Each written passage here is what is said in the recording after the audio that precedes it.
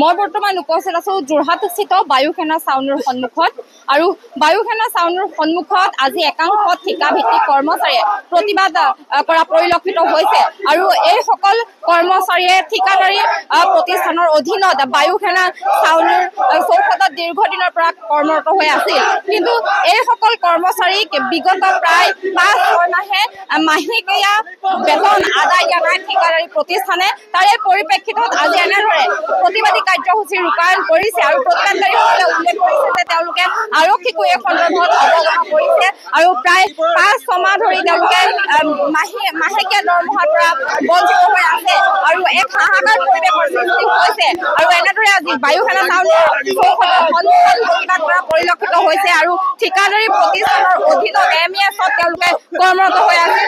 দীৰ্ঘদিনৰ পৰা তেওঁলোকে কৰ্মৰত হৈ আছিল। মই পোনে পোনে তেওঁলোকৰ লগত কথা পাতিবলৈ চেষ্টা কৰিম। মই পোনে পোনে তেওঁলোকৰ মন্তব্য ল'বলৈ চেষ্টা কৰিম। কিমান দিনৰ পৰা ইয়াত কিমান দিনৰ পৰা আমাৰ 5 মাহ হ'ল। 5 মাহ আমাৰ দিনকে আছে। ইমাজৰ অফিচলৈ নিদিয়ে। কালিও গ'লো, আমাৰ কালি ধমক দিলে বোলে তোমালোকক যোগ অনাই কৰিলো।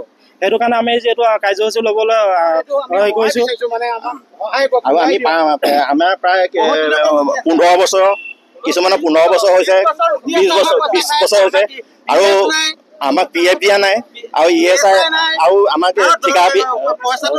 ঠিকাভিত্তিক যিবিলাক আমাক সুবিধা লাগে মানে চৰকাৰৰ ফালৰ পৰা সুবিধা আহে সেইবিলাক সুবিধা দিয়া নাই আৰু আমাৰ বেংকত পইচা ভৰাই আৰু হেৰি কি কয় কণ্ট্ৰেক্টৰ ছুপাৰভাইজাৰে আমালৈ ফোন কৰি থাকিব পইচা দিয়া এয়া আমাৰ মানে প্ৰিয় বিচাৰে মানে এইটো আমাৰ কমিশ্যন দিব লাগিব, আমুকক দিব লাগিব, নিদিলে তোক উলিয়াই দিম দাদাগী। মোৰ এতিয়া 15 বছৰমান হ'ল, কিন্তু মই আজিলৈকে মোৰনো দৰমহা কিমান কি কথা সেইবোৰ একোৱে গম নাপাওঁ। আৰু কেতিয়াবা এনেকুৱা পেঞ্চিলে লিখিব, পেঞ্চিলৰ কিনাৰত হেৰি হোৱাইট কিনাৰ মাৰি পিনি আকৌ পইচাটো বেলেগকৈ ভৰাই দিয়ে। তাৰপিছত আৰু ESI, EFI, PF, ESI এইবিলাক একো নাই আৰু মেডিকেল বুলিবলৈ নাই আৰু কি কয় 5 মাহৰ পৰা আমাক কৈছে 1 মাহৰ পিছত তোমালোকৰ টেণ্ডাৰ হ'ব। সেইটো কৰি আজি মানে 5 মাহৰ আগৰ পৰা এইটো কৰি আজি 5 মাহ হৈ গ'ল। 5 মাহৰ পিছত কালি আমি গৈছিলোঁ তেতিয়া আমাক বেয়া ব্যৱহাৰ কৰি পিনি তহঁতি কি কৰ তহঁতি যাওঁ যদি যাওঁগে। ঠিকাদাৰী প্ৰতিষ্ঠানত কৰি আছিলোঁ, এতিয়া ঠিকাদাৰ নাই কিন্তু হেৰি কি কয় এতিয়া MES চলাই আছে। MES কিন্তু আমাক 5,500 দিয়ে। আজিৰ যুগত জানো 5,500 দিয়ে হ'ব লাগে জানো? চব 5,500 দিছে, বস্তু পাতিৰ দাম।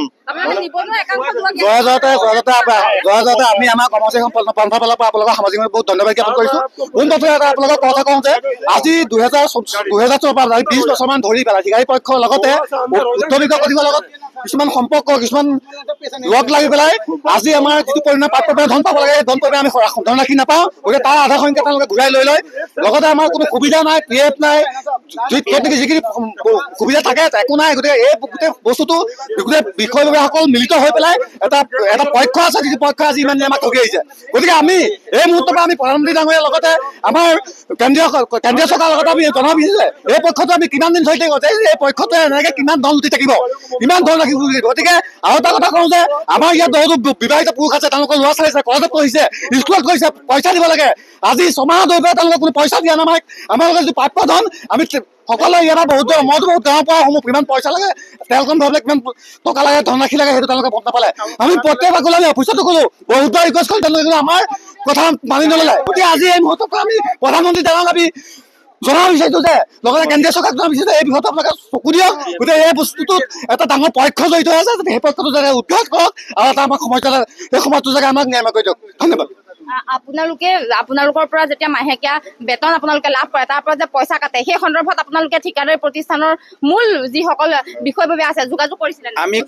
আমি যোগাযোগ কৰিলে আপোনাৰ কি কয়, পইচাটো বেলেগে উলিয়াই ল'লে তই কেলে দিব নোৱাৰো, তেনেকুৱা মানে ভাবুকি দিয়ে। তইনো কেলে দিব নোৱাৰি?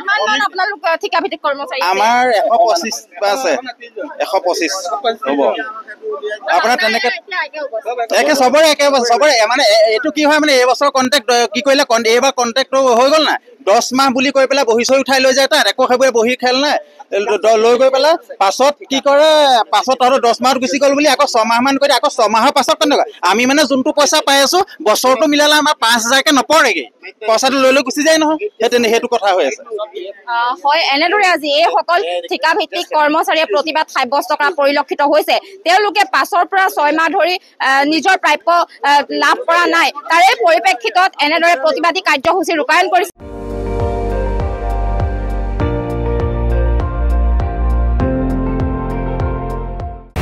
আপুনি চাই আছে ND24, সৰ্বশ্ৰেষ্ঠ নহয় সৰ্বোত্তমৰ দৌৰ।